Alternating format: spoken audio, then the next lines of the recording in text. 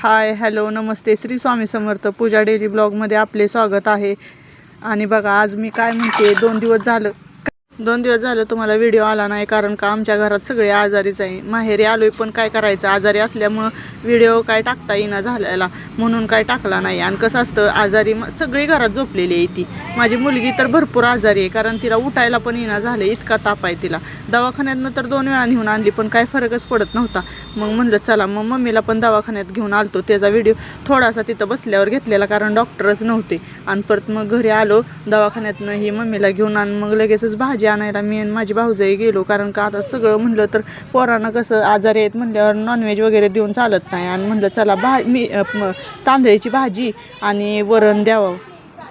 कसं असतं, घरचा भाजीपाला असला ना तर घरचं कसं असतंय, ताजं आणून केलेलं लगेच चालतंय। आणि बघा ही लगेच इथं प्लॉटिंग वगैरे पडले आहेत आमच्या रानात, त्याच्यामुळं काय विषयच नाही आहे, जवळच रान आहे।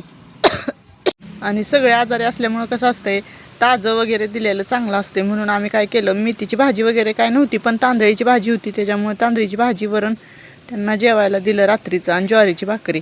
मग बघा रानात आमच्या सगळं शेजार पाजारी म्हणजे रानच आहे ते आमच्या चुलत्यांचेही। आणि आम्ही काय दुसऱ्यांच्या रानात जात नाही, इकडे घेवडाही होता पण तरी पण नाही आम्ही कुणाच्यात जात, करत घेत नाही कुणाच्यात।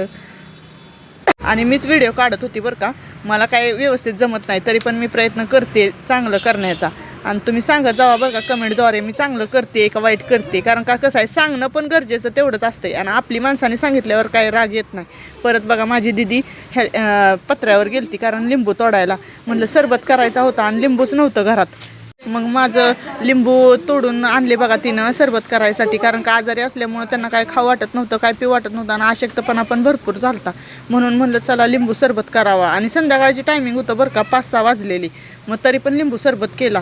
मग तिनं आणले लिंबू तोडून, आणि मग लगेचच भाकरीला आम्ही स्वयंपाकाला घातलं, कारण का म्हणलं भाकरी करायला पाहिजे, ज्वारीची भाकरी, कारण का चपातीचं कसं असतंय, ताप असल्यावर चपाती खाऊ वाटत नाही, म्हणून ज्वारीची भाकरी आणि गरम गरम भात चुलीवरच ठेवलेला।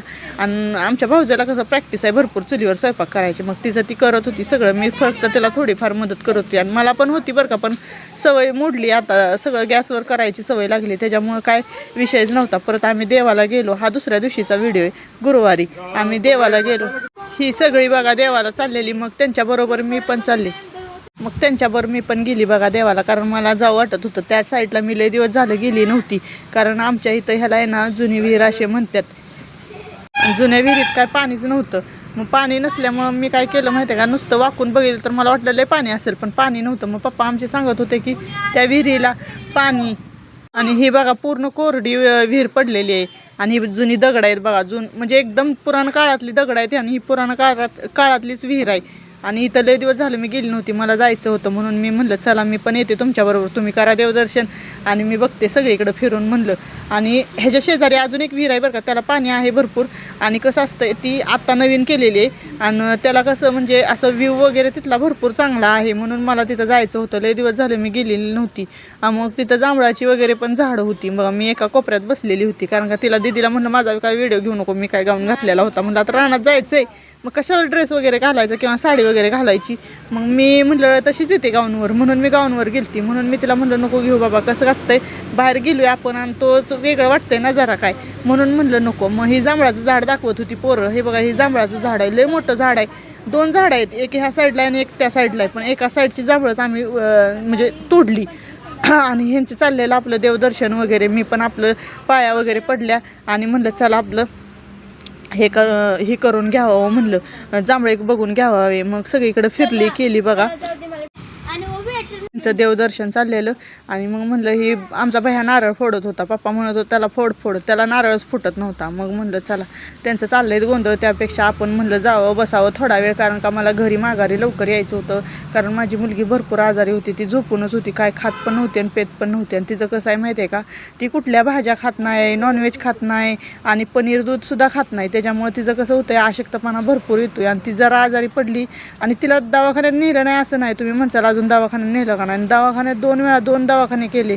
मग डॉक्टरांनी आता सांगितलेलं, पहिल्यांदा नेलं 3 दिवसाच्या गोळ्या वगैरे दिलं, मग 3 दिवसानं फरक पडला तर येऊ नका म्हणून. पण परत चौथ्या दिवशी, परत तिसऱ्या दिवशी तिला थोडं बरं वाटलं आणि परत चौथ्या दिवशी अजून सुरू झालं तसंच. मग तिला परत दवाखान्यात नेली तर डॉक्टरांनी सांगितलं तिला रक्ताची तपासणी वगैरे करावी लागेल, कारण का म्हणलं की आता काहीतरी ती साथ निघाली आहे ना कावेळची, टायफॉईडची, त्याच्यामुळं सांगितलं असं. मग म्हणलं आता लय अवघड झालं, पण म्हणलं बघावं पुढं कसं होतंय. मग नेऊन आणलं, औषधं गोळ्या इंजेक्शन वगैरे केली. मग घरी आलो बघा. घरी आल्यानंतर मग म्हणून तर म्हणलं मला जायचं आहे पटापटा उरका. ह्यांना म्हणत होती तर ही जांभळं परत तुम्हाला सांगते, हो का, ही व्ह्यू कसला भारी दिसतोय ना, एकदम छान दिसतोय बघा. मला लय दिवसापासून इकडे यायचं होतं, पण मला जाण्याचा योगच येत नव्हता. मी आली कधी पण माहेरला की आपलं थोडंफार इकडं तिकडं फिरलं की लगेचच सासरी जायची. पण आता मला म्हणलं इकडं थांबले मी यावेळेस, लय दिवस झालं, 15-20 दिवस झालं मी आहे माहेरात. त्याच्यामुळं म्हणलं आता आपण जावंच म्हणलं. म्हणून काल ती घरात होती, झोपलेली होती, म्हणलं तिची झोप लागली तर आपण जाऊन यावं म्हणून गेलती मी बघा. आणि त्यांनी देवदर्शन पण झालं आणि माझं फिरणं पण झालं त्या निमित्तानं. आणि बघा ही पोरं आहे का ना, जांभळं पाडत होती, कारण पप्पा म्हणलेले जांभळाच्या झाडावर चढायचं नाही, कारण जांभळाचं झाड ठिसूळ असतंय, म्हणजे लगेचच असं चढलं की हलकं असतंय, त्याच्यावर चढणं योग्य नसतंय.